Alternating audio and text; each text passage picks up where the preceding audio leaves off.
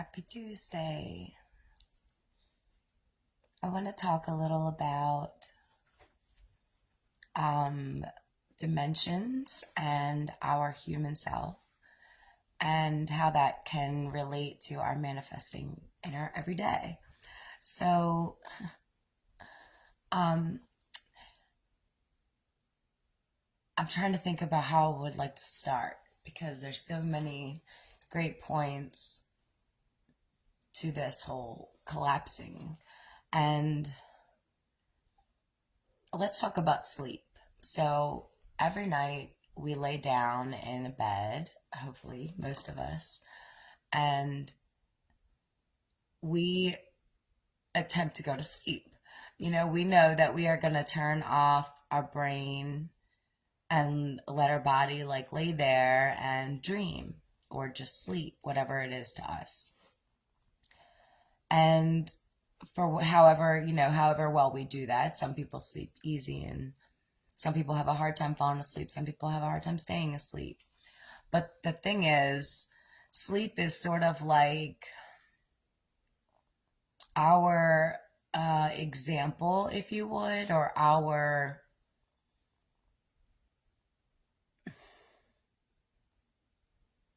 It's so we are born and we have a body, right? But as a human, even with the body, whether we are a tiny baby or a whole entire big adult, um, the energy that helped bring us into the everything is still bigger than us. Hi, 5 years, cool beans. That's so freaking cool. Um, so when we go to sleep, I want to introduce the idea. Now, I've been doing sleep work for about 3 years, and this is something I like to really, really study and experiment before I share out loud. But this is what I've learned about the sleep work. So I also, a lot of you guys, especially if you've been here like 5 years, you probably have heard me talk a lot about our death experience and how we go back to the blend. And, when we're able to leave this body, we are the everything again. And that's how our loved ones are still with us. That's how we can still hear and communicate.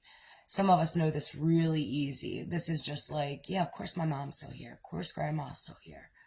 And other people have a harder time believing that. And that's sort of relevant to all of this. Our belief system is really something that we have come to understand in this human body.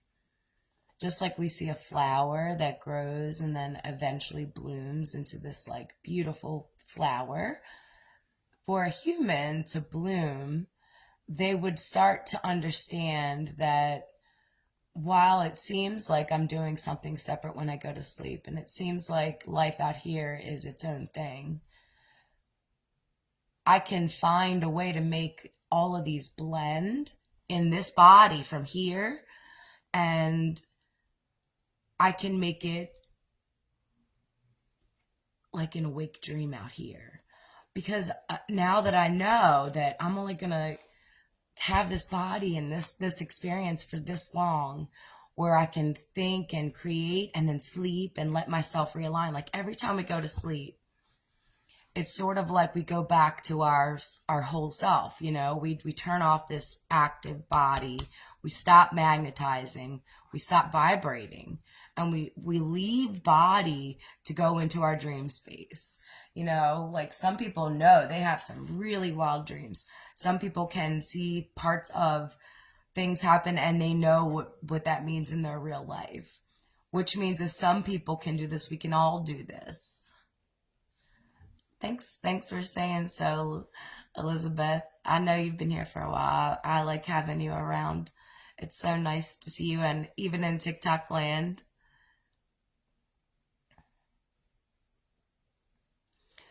So that's so funny you say this. My BFF is doing a lot of that. She's hearing with strangers pretty loud, like in real time, and even like hearing people's names, and it's sort of blowing her away. And I love that. We all sort of receive differently because we are different. Just like I like sweet, some people prefer salty, and just like that. Some people like warm places, some people like cool places. Um, Mary can see really easily, and now she's receiving her hearing. And I started with like feeling, and I'm getting more into the seeing now, so I can feel and hear really loud, really clearly. Um, and now the visual parts are coming in as well as like the smell. The smell one has been so strange. Um, but again, this all aligns to like our invisible self. When we are going to sleep, we're trusting our experience enough to let our body go and realign with our whole self, our energetic self. And then typically, without knowing, a person like me, before I knew all this, I'd wake up in the morning and I'd begin splitting again and split and split and split. And the more we are split from our whole self experience, the more tired our day is, or the more slow it is, the more it feels like not something we enjoy. It's a lower vibration. And if we could start to notice that each night I have a chance when I'm realigning with my whole self to stop this momentum and to start letting new one pick up when I wake up.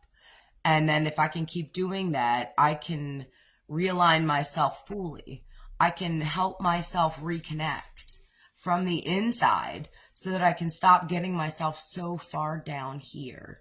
Because, like, even now, I'm a happy person and I'm happy on purpose. And I absolutely have hard moments. But because I practice happy so much, my hard moments are so much easier than before. They don't last for days. They don't spiral out of control. Like, because I have so much practice being happy on purpose, when something hard happens, even this body starts pulling me back to my normal vibration, the normal of happy on purpose. So we quickly start to see, okay, this feels like an obstacle. Clearly, there's an opportunity. Anytime we're made uncomfortable, seemingly so, it's because I am ready for something more. I can trust this. I can trust this. I know. I smell and hear kind of like an animal. It's a gift and a curse. And I wouldn't have it any other way. I have really, really, really, really been appreciating all the parts of me and how I do it. And appreciate it for everybody else too. Like, I look at other people in such awe at what they can do. And I'm just I'm just happy to have this seat now. And I think that that's what it's like for our human to bloom, to find that alignment and to see like how much love we can pour into this one body and what that looks like outside. It looks like beautiful petals and standing facing the sun. And you want to smell it and you want to pick it and put it on the table, but you don't want to at the same time. It's like, oh God, I just need a few more moments of this perfectness, perfectness. And the cool thing about it is, unlike of an actual flower, because we are different, we get to rebloom. We get to be beautiful over and over again if we will want it, if we will desire it and let ourselves do that. And living in our alignment, living in our authenticity, living in our truth, our truth, our truth. Each of us has our own truth, and it's a beautiful thing. And when we can find our way there through our different parts of our day and life and experiences, when we can collapse that and understand that we have more control, we're not just thrown into this, that's when we bloom. And it goes from just like this sleep space that seems so like, it seems not important, but we all know what it's like to not get sleep. We know what it's like. We can be delirious or angry or anxious. You know, we can hallucinate some wild stuff. I used to drive for a living, and I think maybe I used to drink for a living.